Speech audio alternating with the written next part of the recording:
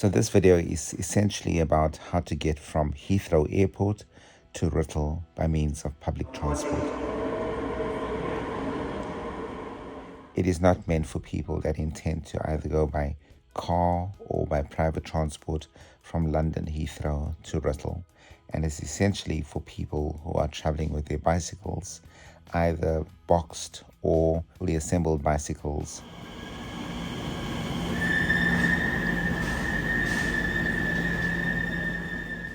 There's essentially three modes of transportation that you're going to have to use. The first is going to be using the tube system or their London metro system. The second is going to involve using the train system or overground system. And then finally, you're going to use a public bus system to complete the last section from Chelmsford to Writtle. And this video is relevant for people arriving at any one of the four terminals. That is Terminal 2, Terminal 3, Terminal 4, or Terminal 5. It'll apply to all of those. So once you get off the plane, the first thing you're going to do is you're going to go to the immigration section, where you're going to have to go through the immigration process. It's really quite straightforward. We didn't have any issues there.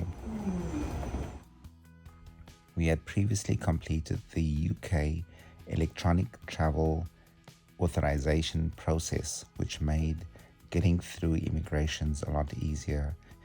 When we got to the immigration, we just went through an electronic system where they took a photograph of us, and this immediately verified our identity.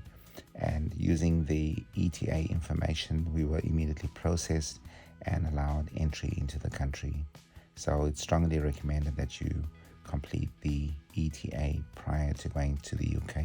Once you go through the immigration process, you then go to the baggage hall area where you're going to collect your baggage. Now just keep a watch out for the oversized baggages.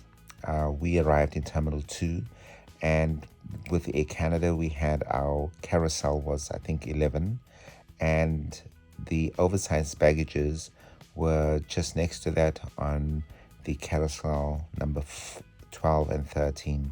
Once you collect your luggage from the carousels, you then go through customs, where you may have to make a declaration if you're carrying any goods that need to be declared before entering into the country. Once you go through customs and you come into the arrivals area, there is a left luggage section in each of the terminals where you can leave your luggage if you want to. This is a very expensive option, unfortunately, and I think for the purposes for the LAL, it's not absolutely necessary, because if you have accommodation in Writtle or in London, you'll be able to leave your bike boxes and all your luggage there, so you don't actually have to use the left luggage section. However, we did go to the left luggage section just to have a look at it, check out the prices, and as I say, they really are quite expensive. I will list all the prices in the description of the video if you really want to know about those kind of the costs of the left luggage at the airport itself. There are essentially two train systems that take you from Heathrow to London itself, and from there you actually go on to Chelmsford and then to Writtle. Terminal 5 only. Customers for Terminal 4 remain. One is called the Elizabeth line, and it's a purple line. This is the one that you can actually follow. That's Heathrow 5. There's an express train that takes you all the way to Paddington.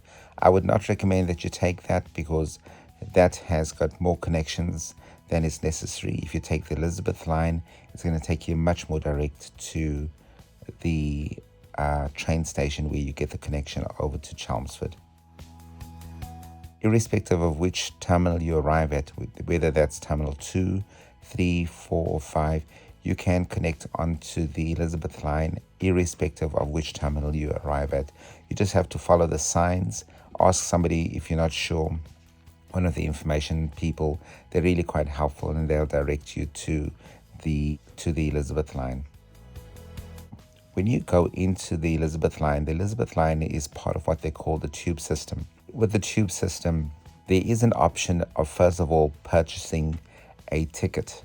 However, when you actually go into the Elizabeth line, what they have recommended that we do is that instead of purchasing a ticket, they allow us to use our credit cards to access the tube system. So at the turnstile, when you're going into the tube system, use your credit card to actually tap to, and that'll be your first entrance into it. And then once you tap out on the other side to leave the tube system, you are then charged for the journey that you've taken with the tube system. Also, apparently we don't need to buy tickets to actually get onto the train, but we can just use your credit card. You can tap in where you start, and then you tap out when you leave, and that's when they'll pay. So when you get on the Elizabeth line, you'll notice there are no dedicated spaces for bicycles. We found that if you just go to the coaches at the end of the train, it seems as carriages at the end are not as full, and it's a bit easier to get your bike boxes onto the train. We also got onto the Elizabeth line at platform 4, which seemed to be less busy compared to platforms 2 and 3, because by the time we got there, the train got really full. So it might be easier to make your way to platform 4 to be able to just try to improve your chances of actually getting a seat and actually finding a place to actually have your bicycle boxes and bicycles on the train. So we just sat with our bicycles. This time we actually had left the boxes at the hotel and we just took the bicycles with us. So we just sat with the bicycles on the train. We then did a countdown of all the different stations until we got to Liverpool Street. Now we took Liverpool Street because that was recommended to us on Google Maps.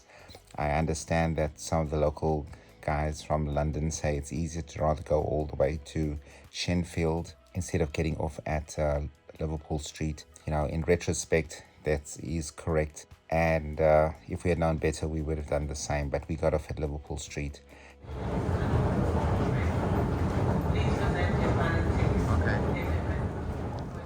At Liverpool Street, you have to be aware that the escalators are really steep.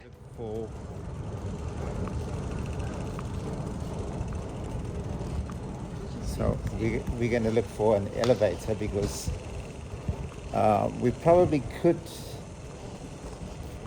force our way up the escalator, but they like super high escalators. And they say there's a wheelchair there. Next service at West Drayton.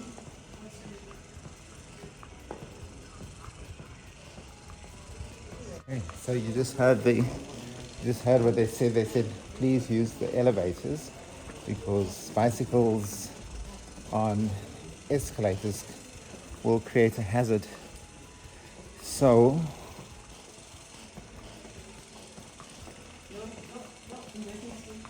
here we have the lift. So there is a lift here. So it's just at the end of the line.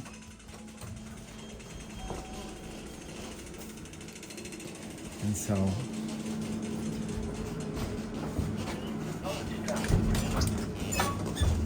and it's really very long. So taking your bicycles on those escalators is really difficult, as well as taking a big bike box is also very difficult.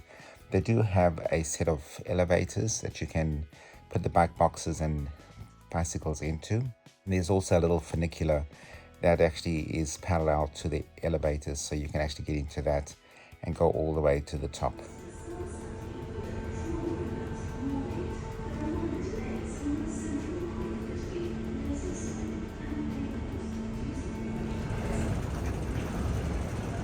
So you'll see a big sign that will say National Rail way out, and here we're going to need to tap out using our credit cards. Once you get to the top, you have to tap out, and so that's your exit tap with your credit card, and that will then charge your credit card for the duration of the journey that you've undertaken. So you don't actually need to produce a ticket, you just have to tap out with your credit card. Once you go through the turnstiles, it's actually just a very short walk. It's probably less than 20 or 30 meters to get to the train station. It's all within the same building, so it's really quite easy. Once you're in the train station, there's an information kiosk in Liverpool Street, and they will then direct you to where the ticket machines are.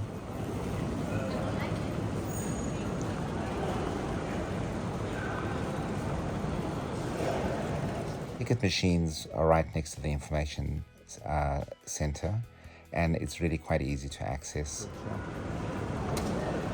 We bought a ticket to Ipswich using the national train lines, and it was really quite straightforward. We paid with a credit card. I think it was about £21 per person to do that. Okay, so we're going to go to Chelmsford, right? Yep. It's one way.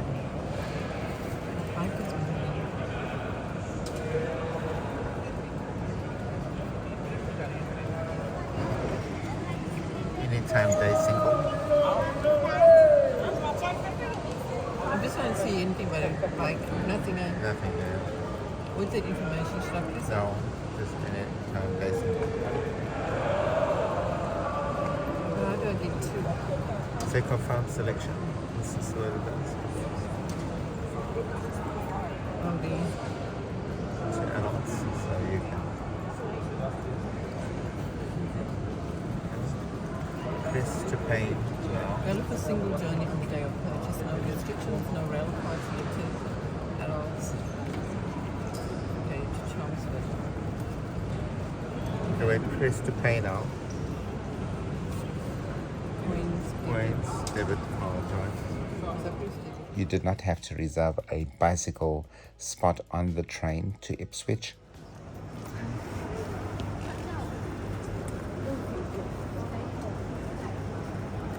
While we were at the train station at Liverpool Street, we then had to wait for the platform to indicate on the screen as to which platform we had to go to board the train. Towards Ipswich, and departing at 9:08. And that's at platform number 17. So now we need to go and find platform 17.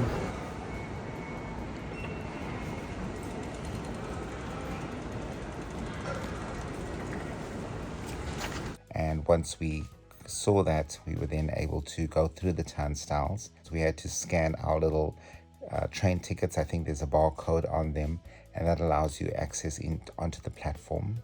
We walked all the way down the platform until we could find the coach of the train that actually indicated that you could take your bicycle onto that coach. So once you get onto the train that's designated for bicycles, you'll see that there is a space available for you to be able to park your bicycle. They also have little almost like safety belts to actually hook your bicycle and secure your bicycle against the wall. And then it's quite simple. The seats are not numbered. You can just sit right next to your bicycle and keep a watch on it for the duration of the journey.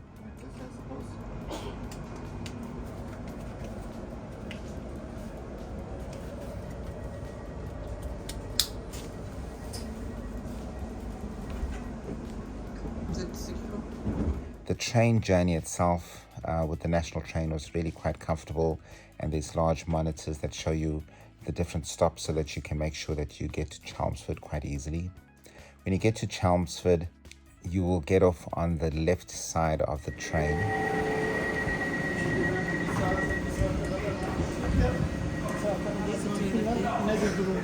And that's the platform that you're going to need to be able to exit the train station. There's a washroom right next door to that. If you need to go to the washroom, there's no extra charge. It seems as though you can just go straight into the washroom, and Jermaine can confirm that the toilets are all perfectly good if you need to actually go to the washroom there. To get out of the train station, you have to then take the elevator and go down to the basement, and then from the basement there's a tunnel that will take you out onto the main portion of the train station.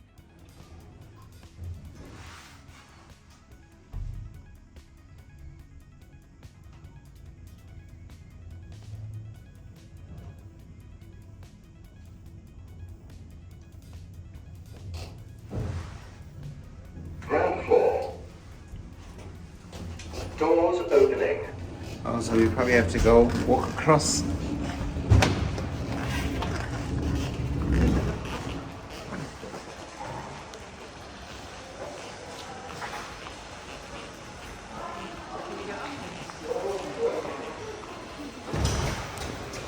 Hello, excuse me. How do we get out of the station? Once you get into the train station itself, this is the area where you can buy your tickets. It's quite a nice open station, very airy.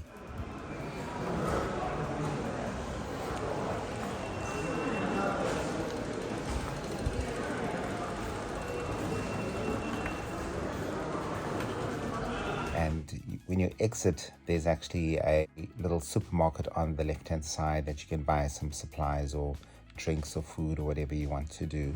Okay. Okay. So, Then I need to put my shoes on. Once you exit onto the main road immediately outside of the train station, the bus station or the bus terminal that you need to catch the bus to Writtle is directly towards your right. You go under an arch bridge and that'll take you to the little bus terminal. Now the bus terminal is an open air bus terminal.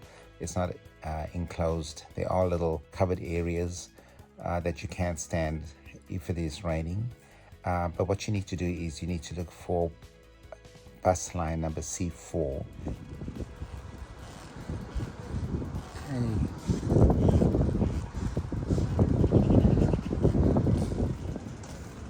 So we come to route stand number 9, and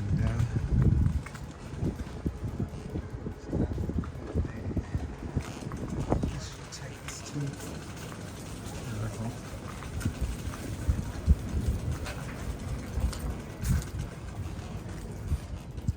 And that is, it's either purple or red in color, and that will take you all the way to Writtle itself.